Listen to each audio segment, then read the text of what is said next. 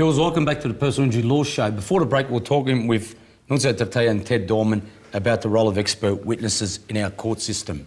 Now, Nunzio, this particular case we're talking about, there was a report of an ergonomist or engineer by the defendant lawyers. Yep. And then you referred that back to Ted Dorman, who found that he didn't agree with the conclusions. That's right. Look, again, this is a unique case because Ted's first report was based on assumptions of what happened. We didn't have the chest fridge in question, and it was just based on our client's version of events, and Ted gave his observations accordingly.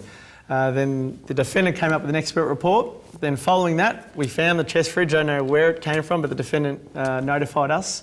And then you've come up with Well, you went out there again, didn't you, Ted? Yes. And you measured it up again? That's right. And what happened? Yeah, well, I measured it for the first time. Okay. It was the first time I'd actually seen it. Look, to be honest, it didn't change my conclusions at all, but it did confirm what I originally thought. Well, it reinforced what you originally said. And therefore, it reinforced it. That's And right. Nunzio, the matter settled out of court based on that, didn't it? Yeah, look, the matter proceeded to court, commenced for about 4 or 5 days, and then it settled on the fifth day. So it was a successful result. Is it fair to say that without the expert's opinion, the case would have been dicey?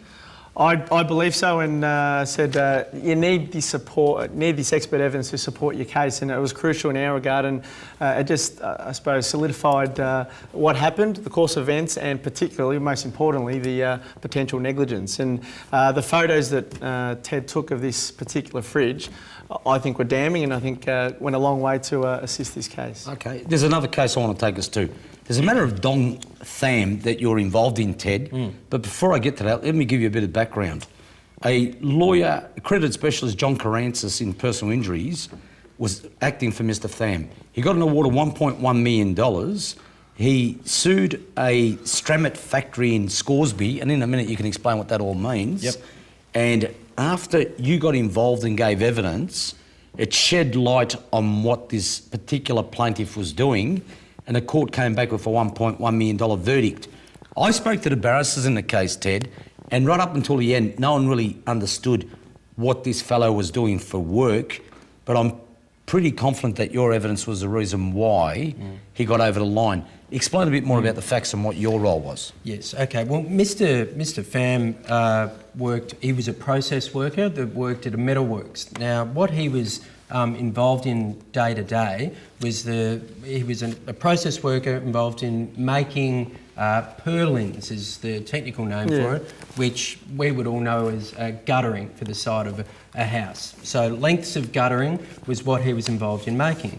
Now, how he came about injuring his back, he got a very serious, as you can tell by the payout. I think he had a fusion. So yeah, it was back injury, significant. very significant back injury, and that came about through his work, through some specific manual tasks that he was obliged to do in the course of making this guttering. Look, specifically, the heavy and awkward things that he was doing is he was obliged, because of a problem with the conveyor system, a mismatch in heights essentially, he had to lift the guttering off the conveyors only a short distance, but he had to lift it, and it was heavy, about 120 kilos, off the conveyor and onto a nearby conveyor system, and he was repeatedly doing that time after time during the day. That and a couple of other things, similar things that he was required to do. Ted, isn't it a case that it wasn't so much the weights, but it was also awkward because of the length? Yeah. Isn't that right? Yeah, I think some part of his job involved, I suppose, getting like in a cage where to make awkward movements and the like, and that also contributed to the injury sustained. So that was interesting, that bit. The cage bit was something that if you looked at an employer's instructions of how to do a task, that probably wouldn't have been included there.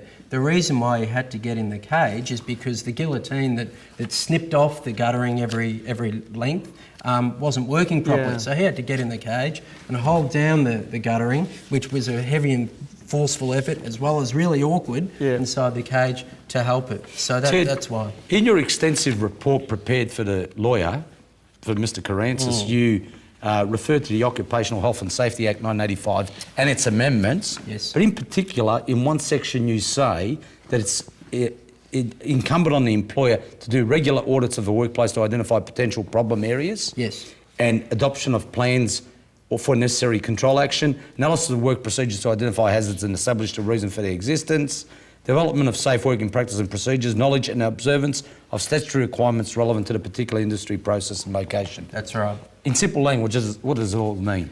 It means you need to consider every bit of work that you're asking your employees to do, particularly those tasks that are manual.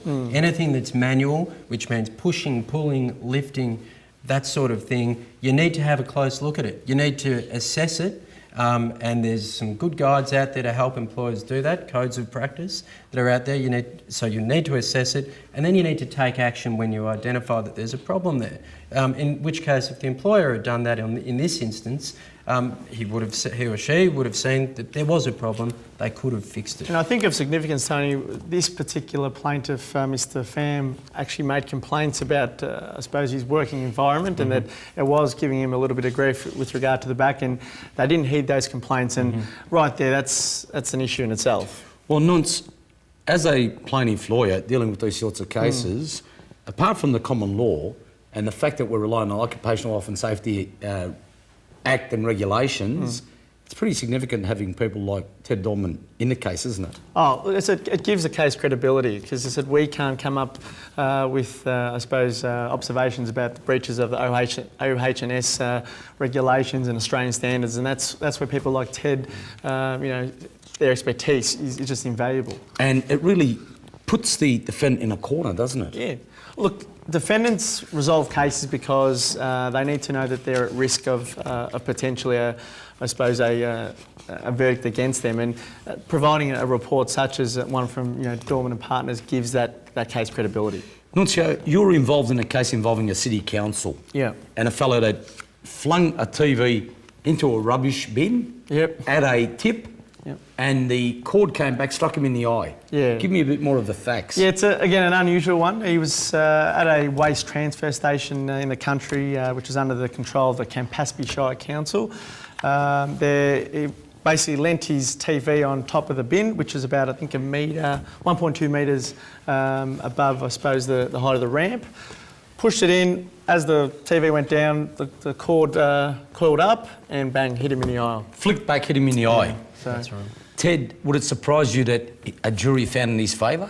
Because No, it seems like a wouldn't. pretty stupid act, just throwing it in. Well, it's funny you should say that, because on first reading of this, you might reasonably think that, but when you read and have a bit of a think about it, it makes sense that if people are going to push an object into a bin and it's got a wire and a big sharp end to it, that sharp end might flick up and hit someone in the eye. And I think that sort of thing people should consider. We'll come back to this after the break. Because we've got Ted the expert on board, we won't be doing the mailbag this week, viewers.